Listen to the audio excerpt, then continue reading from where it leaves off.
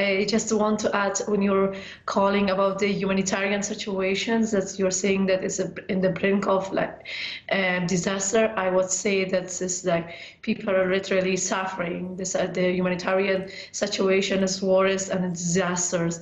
Many millions of people have been displaced from southern of Afghanistan and also from the northern of Afghanistan because of the war, and the feeling in Kabul and at the parks, on the streets, and they're living on the street literally, and it's very worse. Regarding to your questions, I would say I feel very scary. I'm very scared about being at the captivity because I was not allowed to go to school when I was child during the Taliban time.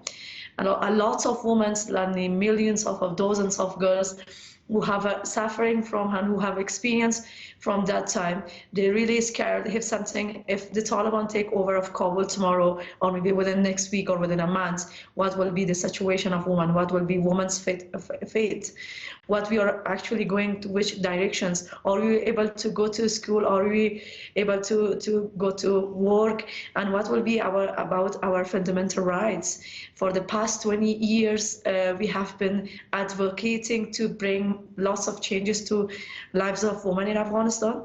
And also myself, I left all of my life to work and put lots of efforts, made a lot of efforts to make sure that women have access to their fundamental rights, have access to education, have access to health facilities, and also making sure that when they dream and the visions, they fulfill their dreams. Mariam, but nowadays, this future is very dark, and we don't know what will happen tomorrow. And yes, and of course, we've been hearing about the disproportionate impact that it has on women.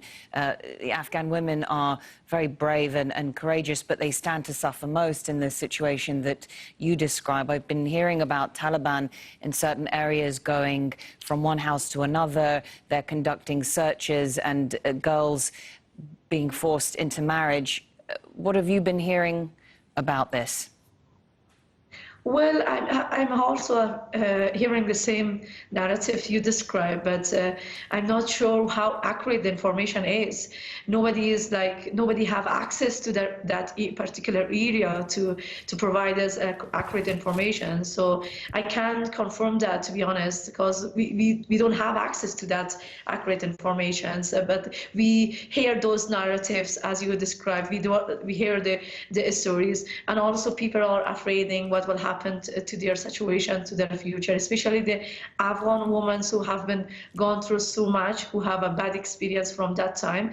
They have kind of feeling, and they have that fears that what will be their future look like. But at the same time, we can't say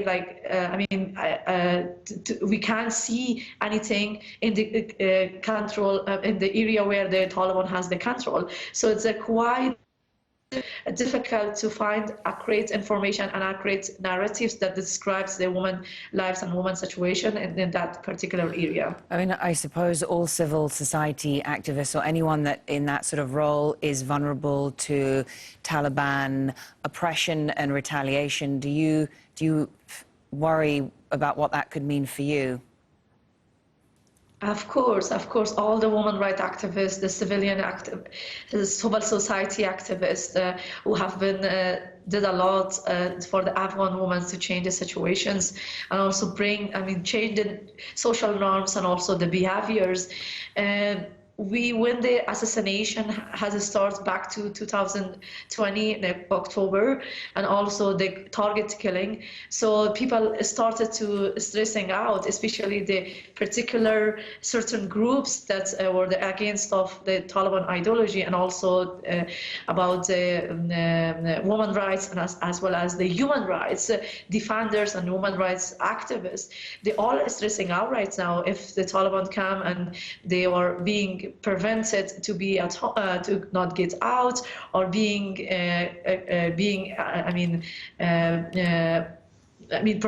being prevented to not have a kind of political activities or not have access to their educations, and also meaning. I would also say that only not going to school and also going to work, but also at the same time have a kind of political activities, have a kind of meaningful participations in the political sphere and also publicly. These are the demands that Afghan women wants to have that, and also the gains that we have been achieved for the past 20 years all should be protected. And the US, the international allies cannot abandon Afghan women.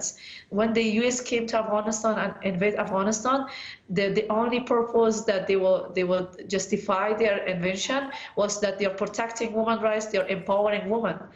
Well, they did, we can't neglect that, but they are morally responsible to protect all these gains that we are talking about, and also the level of the exposures and that we have been exposed, and the level of the progress that has been achieved for the past 20 years. All these should be protected for Afghan women.